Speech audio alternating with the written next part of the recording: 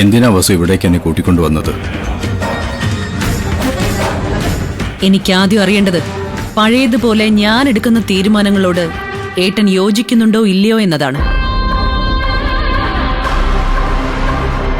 ഞാനൊരു തീരുമാനം ഇപ്പൊ എടുക്കാൻ പോവാ. അതിനോട് ഏട്ടൻ കോപ്പറേറ്റ് ചെയ്യണം. എന്താ നീ ഇങ്ങനെയൊക്കെ സംസാരിക്കുന്നത്? നീ എടുക്കുന്ന ഏതെങ്കിലും ഒരു ഡിസിഷനെ ഞാൻ വേണ്ടാന്ന് പറഞ്ഞിട്ടുണ്ടോ?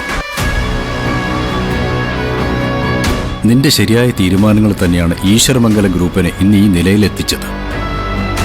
ഈ പറഞ്ഞതിനർത്ഥം എന്റെ തീരുമാനം എന്തായാലും ഏട്ടനത് അനുസരിക്കും എന്നല്ലേ? അനുസരിക്കും. ഓക്കെ, എന്നാൽ സ്ട്രെയിറ്റ് ആയിട്ടങ്ങ് പറഞ്ഞേക്കാം, ശിവാനിയെ ഈശ്വരമംഗലത്തേക്ക് തിരികെ കൊണ്ടുവരണം.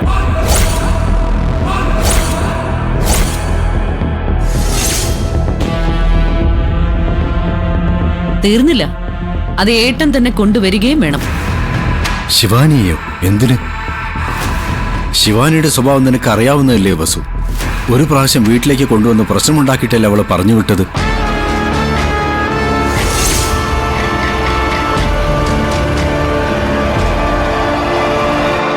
ഈ ശിവാനി എന്ന പെൺകുട്ടി നമ്മളെ കുടുംബത്തിന് യോജിച്ച ആളെ അല്ല വസു. ചിലരെയൊക്കെ നമുക്ക് മാറ്റിയെടുക്കാനാവും, പക്ഷെ നന്നാവണമെന്ന് ആഗ്രഹം പോലും ഇല്ലാത്തൊരു പെൺകുട്ടിയാണ് ഈ ശിവാനി. അവള് നിധിയെ എങ്ങനെയൊക്കെ ദ്രോഹിക്കാമെന്ന് മാത്രം ചിന്തിച്ച് നടക്കുന്നൊരു പെൺകുട്ടിയാണ്. എല്ലാം ഞാൻ അറിഞ്ഞു. ശിവാനി നിധിക്ക് ചെയ്ത ദ്രോഹങ്ങളെക്കുറിച്ച് ഏട്ടൻ വിശദമായി തന്നെ അറിഞ്ഞു. പക്ഷേ നിധി എനിക്ക് ചെയ്തതും ചെയ്തുകൊണ്ടിരിക്കുന്നതുമായ ദ്രോഹങ്ങളൊന്നും എന്റെ ഏട്ടൻ അറിഞ്ഞില്ല, അല്ലേ?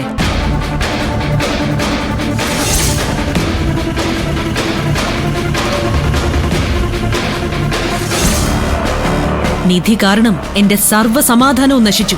അവള് വന്നതിന് ശേഷമാ ഈശ്വരമംഗലം വീട്ടിൽ എനിക്കുണ്ടായിരുന്ന അന്തസ്സില്ലാതായത്. ഇത് അറിയാൻ വയ്യാത്തവരല്ല